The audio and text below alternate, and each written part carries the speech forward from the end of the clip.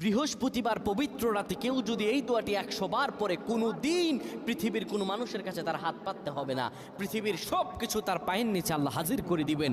দারিদ্রতা থেকে মুক্তি দান করবেন, বিপদ আপদ থেকে মুক্তি দান করবেন, তার সম্মানকে সুউচ্চতা দান করবেন, অসুস্থতা থেকে দূরে রাখবেন, আল্লাহর অশেষ দয়া ও রহম তাকে দান করে দিবেন। সুবহানাল্লাহ।